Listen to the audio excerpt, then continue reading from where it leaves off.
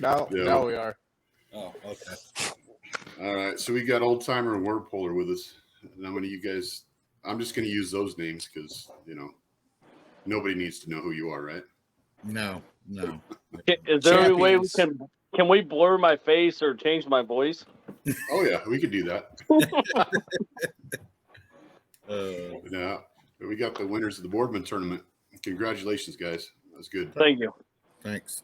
Yeah. So the big thing is that we need GPS coordinates. We need exact lure depth. Let's see, colors. What else do we need? Whatever scent you're using. All Miles per hour, how fast you're moving. Not a problem. Water conditions, water temperature, wind direction, wind speed, how you held your tongue. Feed us all the lies you want. It'll work. Derek, that's all you, buddy. Well, I don't know what kind of cigarettes you smoke, but that was evidently they like that scent. Don't forget Mountain Dew. You got to have Mountain Dew. Oh, yep. All Red Bull jacked too. up on Mountain Dew. Yeah. No, it's good, man. So what was I don't want to say, obviously secrets, but what was a pattern you found? Mostly it's just get on the humps and know what the current's doing. And know bite windows. Like when fish would pull up to a certain hump, we would run to it and then get whatever we could, and then we go on to the next hump that I found when the bite would start there on a certain hump. Gotcha. How was the flow? It wasn't bad. I thought it was like normal where I went. So good. Excellent. So you guys ended up locking up, right? Correct. Yeah. I was asking Chad about that because I've never locked. So I wasn't sure what the window was. I mean, did you guys have a pretty short fishing window? It was bad day one. Was it? Yeah. We had to wait for a cruise ship that hit a wall coming in, and it took them 30 minutes. So we only got probably 4 hours to fish or less. Wow. And you got 38 pounds? 36, but I'm not counting. Just 36. Yeah. What was the total weight? I think it was like 68 something. No, I think it was a little over 65. It was 36.76 the first day. And then 28. Isn't that 68? Yeah, no, I think it was 65. You had 28.80 the second day. I know that because I had the exact same weight. Take that. Dude, we must take the same fish. Somebody trading bags out there? Yeah. We were probably as far apart as anybody could be also. Hey, when I was going out, we switched. I gave him my fish. Yeah. Just the next day. No, but I went the other direction. So I was probably, 80, 75, I don't know how many miles, 60 miles the other direction. There's big fish everywhere out there, but they had the biggest. Yeah, you guys had to put up some wind too. Oh. And that is what makes or breaks a lot of anglers in tournaments is can you control your boat on your spots? Like hitting a waypoint correctly, not getting pushed off. I had to use all my trolling motors because I have an advantage in the back to slow me down to the speed I wanted to be on it. And I want it to blow every tournament. I do. So when I was younger, that's what I did. I went out there and learned how to fish in the wind. Yeah, well, I mean, obviously having to learn those conditions. I mean, it sounded to me like it was a little bit more than just a little wind, at least for some people. I didn't think it was that bad. I had a great time. I don't know. I'm still sore. I know that. Does he have those air ride seats? Oh, yeah. There's definitely air under my ride. Yeah. I made him sit in the back by me, so on the floor, so I can go faster. He did the same to me last year. Yeah. What the hell? Yeah. Oh, yeah. Hey, get in the back. Let's go. That's all right. Whatever takes it. Yep. Well, it's a smoother ride back there anyway. Yeah, for me it is. I have a great chair. Yeah, well, Chad was saying you had to battle it pretty good going down that far and then coming back. Yeah, it was pretty rough. It was. We're not the fastest boat up, but I mean, we try to keep up. So, but I mean, I think there was 5 other teams that locked on day 1 and then 6 on day 2. So, Gotcha. Did they all do fairly decent, or? I think out of the top 5 that they did trophies, 3 of us got trophies. So, Oh, good. Yeah. Excellent. You're pretty quiet over there, Bayer. No, Dave. I'm letting him take the reins. I'm just like I did in the boat. I'm just the net guy over here.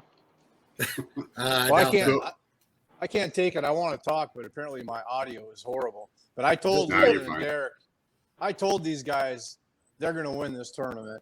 So I expect to get some sort of a check from them. But, you put these 2 guys together, like Derek works his tail off. Whenever I see him fish in a tournament, he is not leaning against anything. He's busting his tail, casting. He doesn't sit around. He works his tail off. So that's a deadly combination. So those 2 guys together, they're going to be tough to beat, especially you put the experience that they both have on their home waters. So I was definitely not surprised that they won this thing. So he needs to change his hatch tag then? Because it says worm puller. It doesn't say caster. Well, I'm do sure a little they bit did of both nowadays. Yeah, I think most people realize it's pretty tough to just stick to one technique. I mean, you really need to be able to do whatever it takes. And I'm assuming they did more than one thing and fished more than one spot, because I've seen it out there myself. You'll catch a fish or 2 off of one piece of structure, and if you sit there, you can kill yourself. So you got to be mobile. Yeah, nowadays it's the complete angler. Like, you got to know how to jig. You got to know how to pull correctly. Trolling cranks. Jigging's the same as anything. Throwing swim bait, whistle pigs. Having all kinds of colors, minnows, plastic minnows, and having confidence of what you're throwing. Well, and you got to know when to do certain things with them. I mean, sometimes they want it hard, they want it fast. You proved, the total opposite of me up there. You're just letting me swing for the fence up there, but sometimes it works. Yeah, he got a butt kick in there a little bit, so when we changed. So, but between Lee and Kimo, I mean, I grew up watching these guys, and they've shown me pretty much everything. So, it's fun to fish with them. Even though sometimes I catch more than him, I just don't brag about it as much. You don't want to be kicked over the side with an anchor tied to your legs?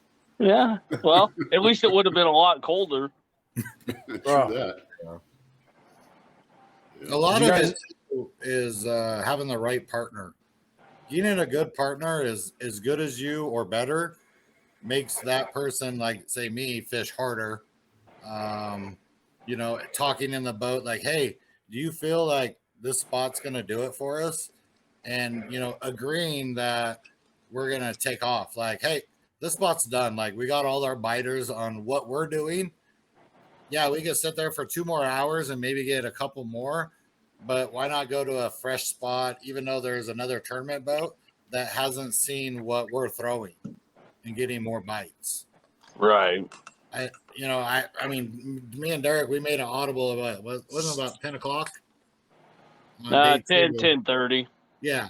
Like, I knew these fish were going to pull up to this one spot. Instead of doing what we normally do, we switched it up and started throwing jigs. And, and we got in about 45 minutes, we had about 18 bites. It was quick. Yeah, we didn't get all those fish, but we got, a few of them and bumped us up real quick. Yeah, but you were obviously doing the right thing in order to get bit. So correct. And that has to go with your pre-fishing. I think a lot of guys in these tournaments pre-fish their main spots way too much. Like, you're showing them everything that you have in your back pocket because you want to catch them. I get it. We all want to catch them, but the spot that we jumped to 4 or 5 spots, I trolled through it once, caught fish there, and then I went back through with jigs one pass pre-fishing. I knew they were there, and then I left them alone. So, No. and sometimes you got to call even an audible where, like, all your spots are dried up, by tournament boats, or they're just not biting, and you just like, well, you got to start going off a memory of years past. Like, hey, let's go over and try this hump. We haven't tried it in 10 years, and it's loaded. Yeah, you pre-fished it, you didn't get nothing, but weather, current could have changed, but a lot of that current you can't tell when you're in 4 and 5 footers. So, right. Yeah. So when you guys are going through there like that, you pull up to a spot, maybe you haven't fished for a while. Are you passing through it to see what's there, or are you just blind fishing, saying, okay, I know there should be something here? I blind fish sometimes. Sometimes that's better. Yeah, because you'll get, it's just like you'll get a needle in a haystack. But like on my graph, I have, oh my gosh, I don't know how many waypoints everywhere, but a lot of guys keep books. My books is on my graph, where if you look on my graph, if I catch a big fish on a spot, it's a pig. It's a pig and it's pink. So, and it depends on what I need at that time. Most of the time, first thing in the morning, I run to go get big fish. I mean, it's a lot harder to get big fish in these tournaments because you got to get 2 overs every day or you don't compete. And that's the hard. So, and little slots and slot fish come easy most of the time. If you get 2 10s and then you get 3, 3.5, that gives you 30 pounds pretty close quickly. So the big question though is whether or not those waypoints are for sale. Yeah, they're always for sale. And I can testify to, I know in the spring tournament, I watched these guys pop. I don't know how big it was. It was definitely an over, and they left. Yeah. And I'm like, I said to myself, well, that ain't good. Yeah. Well, like I know what you're talking about, and that was get the biters that we could and move on because I had more fish. Yep. A lot of guys, they don't have the opportunity to pre-fish as long as I do. I pre-fish for a week. I only pre-fished 1 day above, and that's all I needed. I fished up there for probably 15 years. I knew where most of the fish were already. It was trying to find other stuff that when I was going up there. So is this each one of your first wins, or no? I won the spring 6 years ago. I think it was 7, maybe. It's been a while. Okay. That's been about how long it's been since I won potholes back in 16. Right. So it's been a little while. Yeah, that was the fall tournament, wasn't it? Yeah. Yeah, the only reason he won that is he had to go to the bathroom. Yep, good old Red Bull and having to go number 2. We got to hear this one. Fish. I haven't heard this one yet. Go ahead and tell that story. All right, well, I went over to crab, and then we were struggling. We had, I think, 2 fish in 3 days, and, well, Red Bull in the morning, I had to go to the bathroom. So on the way out, I'm like, all right, well, there was a bunch of boats up shallow. I was like, well, evidently there's fish over that way. Well, we happened to stay out deep on a ledge, probably, I don't know, 500 yards from these other boats. Well, we forgot the net and we popped a 6 and an 8 pre-fish, and I said, we're done. So sometimes you just get lucky. That's funny. I remember that tournament because I remember seeing you guys out there, and I was like, man, I wonder what the heck they're doing out there. We were up with the shallow guys. I mean, we did okay, but not like you guys did. Yeah. That was a championship too, wasn't it? Day 2, we only got 4 fish total, but it was enough. Yeah, they were decent fish. Yeah. Yeah, it seems like the ones we were catching up there shallow were, nothing big, but I think Stan Grant was right there with you too, because we were watching him pop some that were up shallow. Right. And that goes back to what Lee said. Sometimes you just, you got to wing it sometimes, and that's what we did. That paid off. Lee got second place. Go ahead. You got second place with your daughter, 2-3 years ago too? No, Yeah. that was Leeland. 2000. Oh, Lee, yeah. Yeah. Well, you don't. Yeah, I got my daughter, and we got second, and then I fished with Chad, and then we got ninth, and then I won it. So, I'm getting kind of consistent in this July thing, So. Yeah, well, that kind of brings up a interesting subject. Oh, okay. Yeah, because I don't really like these real hot weather tournaments, especially with the stress on the fish. Mm-hmm. Especially if they're not going to have a recovery boat. Right. And I don't even know if that would actually do any good. And the thing that bothers me a little bit is the fact that when you're self-releasing your fish, there's no record of how many fish are being, that aren't surviving, because there's no count for it. And, as far as that goes, if you're going to be big on the conservation side of things, we all need to do our part. And if that's part of it, then that's something that we need to take account for.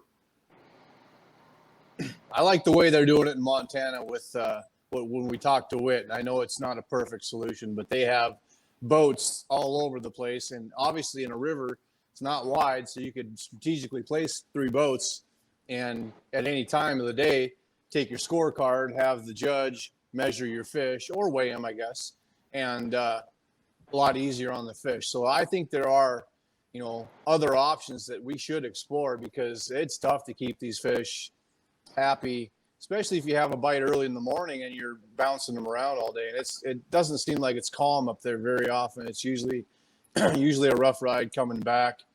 And man, I hate seeing some of these, big fish getting killed. And also then you have to ask yourself, then there's the whole argument of, is fizzing a fish actually doing anything for the fish, or is it just dying the next day?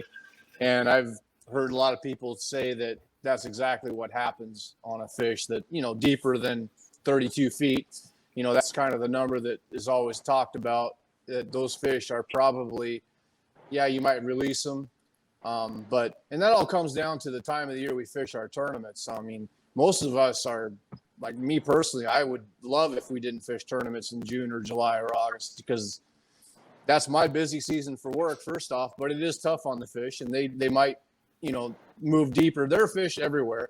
Sam and I caught some of our best fish at 6 feet in this tournament, but they're also in 50, probably deeper. And I think a lot of the fish are coming out of that deep water. So I would never be disappointed to see us not fishing in, especially July. But the problem with that is not everybody has a fat bank account. If they go every other week or whatever, they can't. We can't afford it. Some guys can't afford it, and then you would just see it dwindle away. Do I think the club can do a little bit better job? Yes, they can. I just think that they ask a lot of people, like for ideas, but they don't do it. Like there's no reason, like once we check in wherever we're checking in at, and it's always the summer ones where it's hotter. Like we need to sit out in the main flow, because that water was 66. As soon as we went inside, it went to 68 or 69 degrees. And that's a big difference real quick for them. And they, fish were fine until I went in, and then I weighed them, and then they just went to shit like really quick. They started changing red color. They started getting stressed really quick. But I mean, that's the thing is it's hard to take precautions. Like the boat that you're talking about, Lonnie, back in the day, I remember when we had a tournament, it was 110. I think they lost 5 to 10 fish that year. That was it for that tournament. But we also had the boat there, and I don't know if they're capable of buying a boat or even finding somebody, because that would be the best thing to do, but I don't know if they can. Yeah, well, I mean, even if you we're able to borrow one from, one of the bass tournaments or something. I mean, I know they've got tournaments. This seems like every weekend, but at least it's something we could try. I mean, well, you need to try something, but at the end of the day, the guides are 10 times worse than us. Like, even if we kill, say we have 500 fish and we kill 100 of them when we let them go, it's like, I seen one guy the other day, he caught 50 walleye. Great job. But he probably killed like 20 that were over 7 pounds. There's no reason for that. Right. There's no reason. Like, only thing you're doing is hurting your own fishery. Yep. Yeah, but at the same time, go ahead. I was just going to say, at the same time, that's something that, us as tournament anglers, we have to be aware of too, because, we can't just say, well, look at the guides, because, really in the long grand scheme of things, we're not any better if we're releasing dead fish.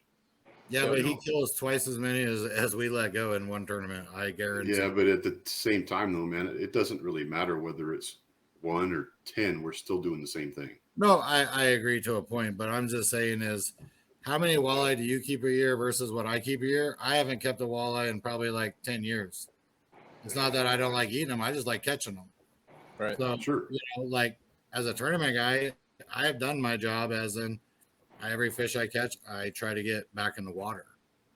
So even pre-fishing, I believe those fish probably went back down there. But, like, I don't try to kill them to eat them. I want them to. So I figured, well, I don't need to eat them in anyways. I mean, my family loves them, but I just don't. I don't eat them hardly at all anymore. So I think we need to prepare for that, because I know a lot of the Midwest tournaments have all went to that format, AIM or whatever you're using. And the biggest NWT hasn't yet, but I know a lot of the guys are pushing for it. They, in some bodies of water, you can't release fish, which is just dumb. You can't call but I think at some point, all tournaments are going to be catch, photo, release, catch, measure, release, some sort of format like that, and it's just a matter of time. But the thing is, we don't have a problem until these it's never a problem in the spring, it's never a problem in May, early June. It's these summer tournaments where it's tough to keep these fish alive. And yeah, you're right, we're being complete hypocrites if we're going to badmouth people for keeping all the fish when we're killing them too. So, but until we like fishing the tournament so much, I guess we stab each other in the back by so what do we do? I mean, we want to fish. If I see a tournament and I have the capabilities to go fish it, I'm going to fish it. I know there's some guys that are not because of it. Some very respected guys that aren't because they don't want to see these fish. And I kind of feel bad that I'm out there fishing these tournaments when I know there are other options. And I do think they need to be looked at, but I know it's tough to put tournaments on, and I don't want to, whoever's running the tournament, it's up to them. But I think it needs to be, at some point, it's going to have to be addressed, because, it's not a good look for any of us, especially if somebody was watching, like, let's say somebody had a drone out there and was watching us release these fish. Mm-hmm. It's not good. I mean, yeah, and most of them do swim away, but they don't come, they go to the bottom and they're probably crawdad food. So it's a bad look, and we're not being stewards of the industry by having these tournaments in the hot days. And I hope that changes at some point, because I don't like fishing in those temperatures. I really don't. It wasn't hot. It was 100, but we had 30-mile-an-hour winds. But nobody really wants to fish in 100 degrees. It's just not fun. So I'd rather see less tournaments personally, if we can just get away from these hot months. And I think that would bring more people too. There's a lot of tournaments, and it's so expensive right now to fish these tournaments. Like, for me to run to Oregon twice a year, it's $1,000. And I didn't do good this year, so it's all, money out of the pocket. And, it's just too many. We have 7 of them, and I really wish we didn't have 7 of them. As much as I like fish in these tournaments, I do think that having maybe 4 or 5 would probably, bring more people out, because it's tough financially and work-wise to do all these tournaments. Well, Chad, not to cut you off, but here's the thing. I mean, at the end of the day, people are going to say, oh, I don't want to do it because of this, or I don't want to do it because of this. I'm a single dad with 3 kids. I mean, I will literally, just because I'm competitive and I'm crazy, I'll drain my bank account just to go fish. I mean, not everybody's that way, but I will. I mean, so at the end of the day, you're always going to have somebody saying, I don't want to do it because of this or that. And I've done fish donkey with you, and I've done weight tournaments. I see the pros to both sides. But it's going to be a majority rules. If more people want to be coming to the scales, you're going to have skill. In August or July, if you have a fish donkey, you're going to have some people that don't want to do it because technology wise, you have that aspect, and you don't have the family orientated part where you're coming to the scales. So, I mean, there's pros and cons to both sides. It's just what's going to outweigh the other. Right. And that's why I like what they're doing in Montana with the boats. Like they can literally take pictures of the fish. And if you get, you can send them back to the tournament headquarters if you want to get fancy. And that's what a lot of these guys are doing in like AIM. They're taking pictures, and they'll go into a nice air conditioned room and they'll show their 5 fish or whatever it is. And then they'll tell their weight, so there are ways to still be able to show off your catch and be easier on the fish. It's just a lot more work for the guys that are running the event. It really is. I agree. Well, that's what I was going to ask. I mean, Derek, I know you said as far as the family orientation and all that stuff, but how many people do we get at the tournaments that come to watch the weigh-ins? I mean, well, it's not like an astronomical amount. The only reason I brought that up is because I heard a few of the old timers that have done it for quite a while bring that up. Not necessarily me. I mean, my kids they'll watch it on the phone, or they'll come down and do it. They like to come down and fish or whatever. I mean, it's just there's some guys that are going to be stuck in their ways and use that, just like some guys don't want to do it because they don't understand how to do it on the phone or whatever. And when it comes to that, there's discrepancy on, I should have had a 27-inch fish, but you marked me down. It's not necessarily it's the same as the scale, because we watched our stuff hit almost 37.5 or 38, and then it dropped back down. So, I mean, you have the same thing there. Right. And I think with technology, we can live these things. I watch tournaments all the time in the Midwest, and I don't know these guys, but I just like watching weigh-ins. I know some of them, and I'm always watching them. So why aren't we doing that? Costs money, man. It takes money to do that. They get the technology, probably. Well, no, not to live stream it. It's free. I mean, you just, whether you're using Facebook or whatever, Instagram. So where I went, I don't know if I had my phone service can do that in that canyon. No, I'm saying at the weigh-in. Weigh-in. Yes, okay. The weigh-in we just did. Why isn't somebody live streaming that? Because, let's say I couldn't go to the tournament. I'd love to watch it. I know we can look at the live leaderboard, but it just, I still would have watched it. And I think, there are people look at us. None of us are really good with technology, I don't think. And here we are figuring this out. I had to have my daughter help me. Come on now. Right. Right. So I think we need to evolve a little bit, whether, at what aspect, I don't know. But, I don't know why we're not live streaming every weigh-in, because that's also going to bring more people in and more sponsors, because we can promote Max Lures or whoever. It's a lot easier to promote through a live stream or any type of social media than what we do currently. So I think we're missing the boat a little bit on that. Yeah, and it's free, right? All this stuff is free. Yeah, well, this isn't free. Lonnie and I are paying for it. So if anybody wants to, actually, Lonnie's paying for it. I owe him some cash. But, we wanted to do this to get some more involvement. And we all know, I think one of the main reasons we've lost a lot of the guys in the tournaments is age. And right now it is tough financially. But let's say this was the PGA Tour and we had the top 100 guys and we suddenly lost 60 of them.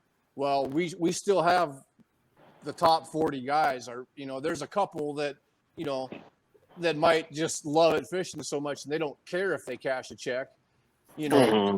But we still have the good guys. You know, most of us are still tough to beat, but we've lost the guys that,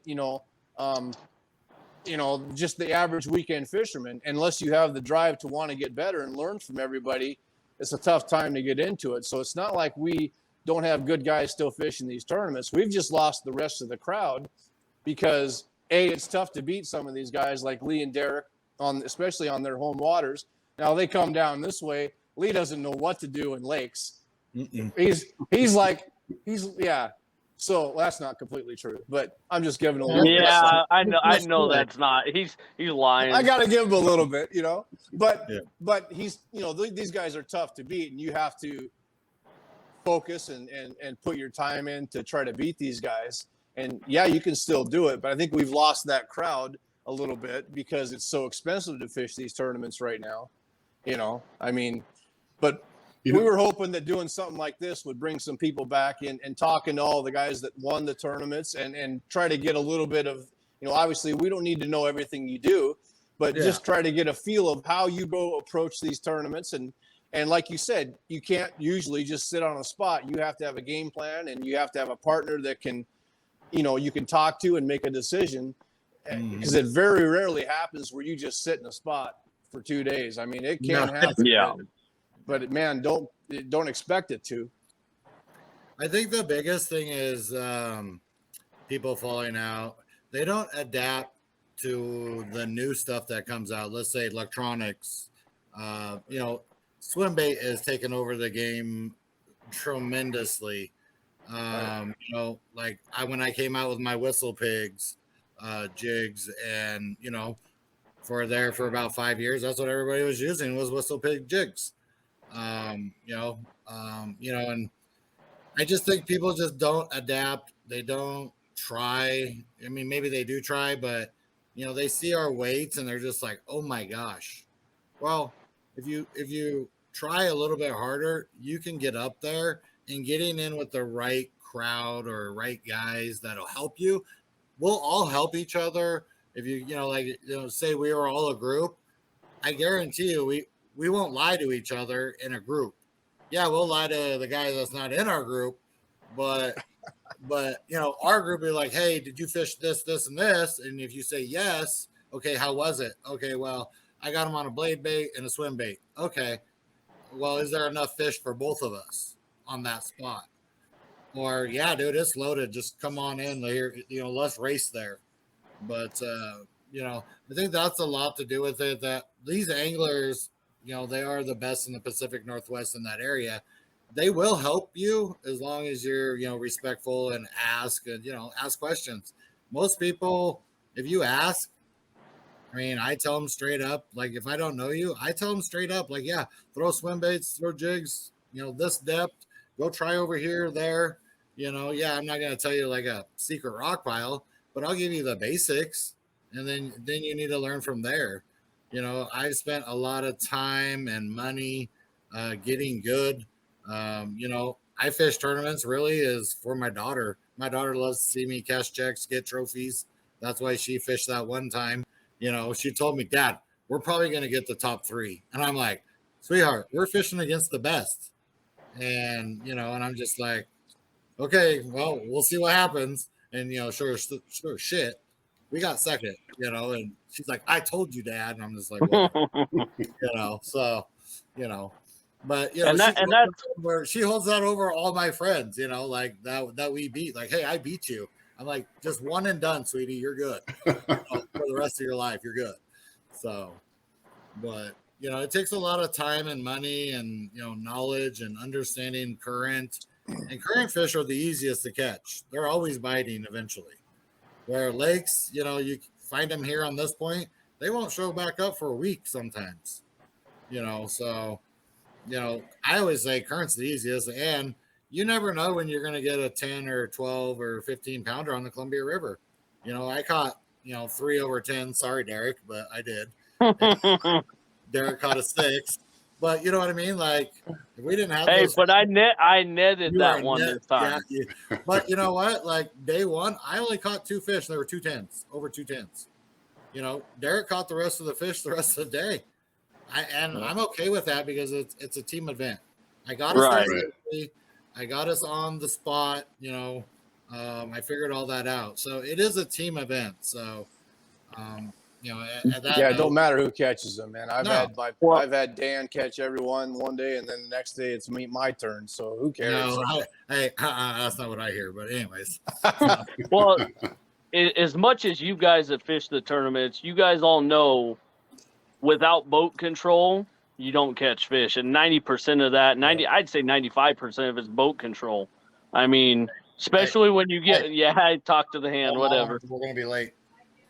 Oh, anyways, if you have a guy that has good boat control and he has knowledge of how to control the boat on certain spots, that's going to pay dividends time and time again. If you're wild and you can't stay on a track or ride on a ledge or something, I mean, it does help when you have somebody else that can cast at these spots, but you got to be close to be consistent at least. Lead, you got to take off to watch a movie? Nah, screw it. My mom can wait. Well, this is fun. Well, we could. Yeah. Well, as soon as you leave, Derek's gonna spill all the beans, so it's all right. You gotta go. No, he knows better. I'll go find a new partner. I'll bring in my daughter. She's just as good. Well, I'll tell you what was funny is listening to Derek's son. Is your son's name Xander? What's his name? Xander? Yeah, my oldest son is Xander. Oh, he was just talking all kinds of smack to his dad. That's what he does. I wonder where he lived at. Yeah. Oh, yeah, you know it. About time you won. Yeah. How many more years until he's fishing with you? Well, in a tournament. He's fished in a couple, and my daughter's fished in a couple. Once I get to where I got a boat, I'll probably switch them out, all 3 of them. It's about them having fun, like Lee said with his daughter. I mean, right. There's not a better feeling than getting them on fish, watching them enjoy it. I mean, that's what it's about, and that's what it's going to take to keep this stuff going. Is younger kids getting in it. Right. Yeah, it's not always cheap, but you got to pay to play, in my opinion. I mean, well, that part of the game brings up a good. We had some comments that were on YouTube or Facebook. I don't remember whichever one. And a couple people were saying, "Hey, I am younger. I'd like to get into it, but I don't really know exactly what I'm doing." And it's kind of, they're afraid to punch out $500-600 bucks. Mm-hmm. So and I think I got a solution for that. I really what would that be? Well, I mean, some of these, let's say boat companies or like say Nixon's Marine, instead of giving us the money to donate, why don't they buy an entry for a guy that wants to get into it to try? Because we all buy boats. They make money off our boats. They can help out to get this started, because I guarantee you, like, I figured it out, like, just through my brain, that Nixon's Marine, we probably bought 20 or 30 boats from him in the last 5-6 years. They're making money off of interest, loans, blah blah blah. So I mean, what is $400 to get to get this started back up? Or like Fish Donkey, and I'm going to talk to Happy Hooker about it, about maybe they can figure out how to donate somebody that wants to get into it, but just don't want to pay that money. If I'm not mistaken, wasn't before the accident with Weeds, hadn't they been paying half of a few youth entry fees? I think they were.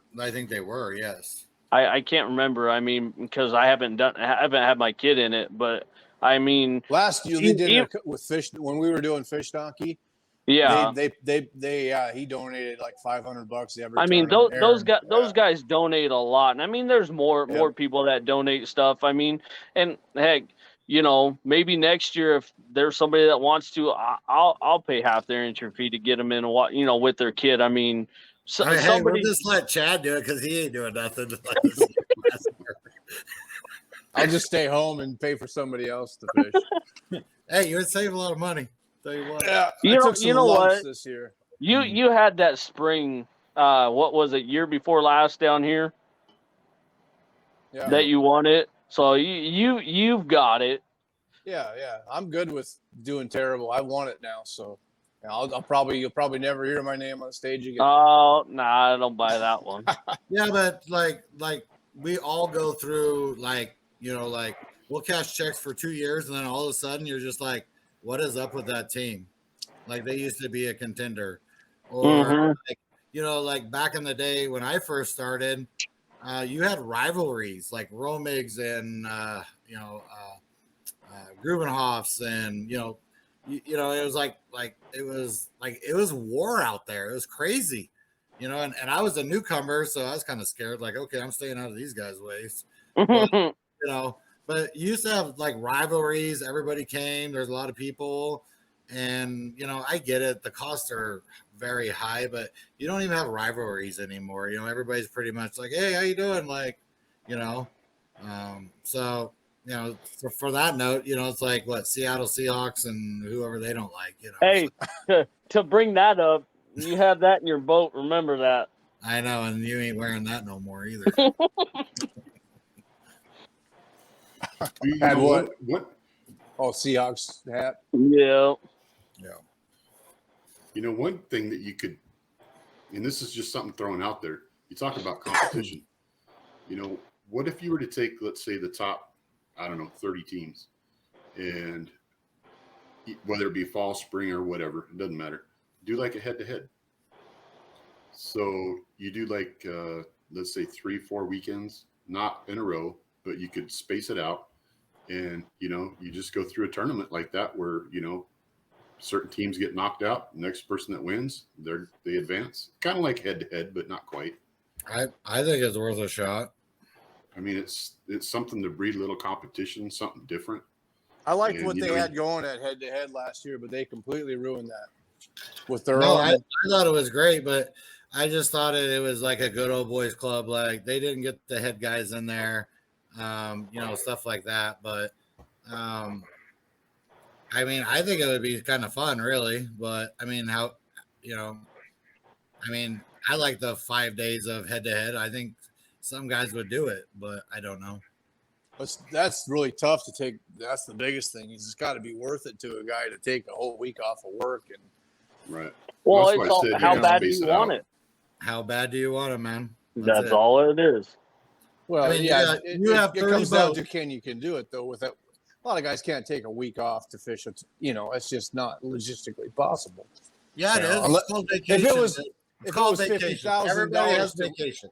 Right. If it was worth it, like if there was a huge pot where you could actually make some money, then yeah. But I'm saying if you could win the tournament and make the same amount of money you would have made if you went to work, what's the point? Well, the entry fees would have to be like $1,000 or more. It's the elite of the elite for that. Right. Well, I would still like to see our final tournament of the year come down to a third day where top 10 goes back out. Yes. Just because I like to fish. I mean, if I can get another day in there, give it to me. I did like the Friday, Saturday deal. And then Sunday, I actually went up river where these, I don't know exactly where they fished. Yeah, but I did you were fish. on the spot, you jerk. I went up there and there's no reason they shouldn't have won because Terry and I couldn't keep fish off. I'm joking. It wasn't that easy. We had to bounce around, but it was just like Lee said, you'd catch 3-4 fish and then you'd say, okay, I guess we got to go. And as soon as we pull into a new piece of structure, boom, 29 incher, boom, 25 incher, so I did. I went up there the next day because I wanted to see what I was missing out on. And I regretted not going up there, but hey, that's the game. I caught some nice fish upriver or downriver and I made my game plan and it was the wrong one. So yeah, but that's the way she works. At least you stuck to your game plan. You know what I mean? Right. You didn't chase the leaders. You didn't No, do no. that. You know, stuff like that. So No, and we had a good second day. Sam and I had 28 and it had just about 29 pounds, but it was a little calmer out. And I think there were 5 weights over 30 or 4. So yeah, it was like, pretty you know, impressive. there was a lot better fish, you know, I don't 'cause know. people could actually move around. We should have been over 35 day 2, but you know, Yeah, we I had won't to let them let it, one Mary. go. It was a quick release. As well. Yeah, it happens. Yeah. It would have hurt if you didn't win, but it didn't hurt. Nah, it is what it is, man. We do these for fun. We don't do them to make money or, you know. No, you're not going to on these ones. No. No. I mean, I could tell you, I'm already probably like 300 grand in the hole from my, 20 some years of playing this thing. So Yeah. Well, that's the way it is for me. I just donate every year.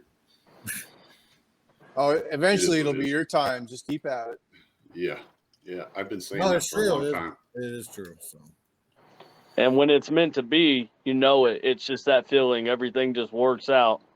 Just like when I lost that one, he goes, "Don't worry, I'll get another one." Yeah. what was it, Sure like 5 did. minutes later, I got a 10. Yeah, about 5 minutes later.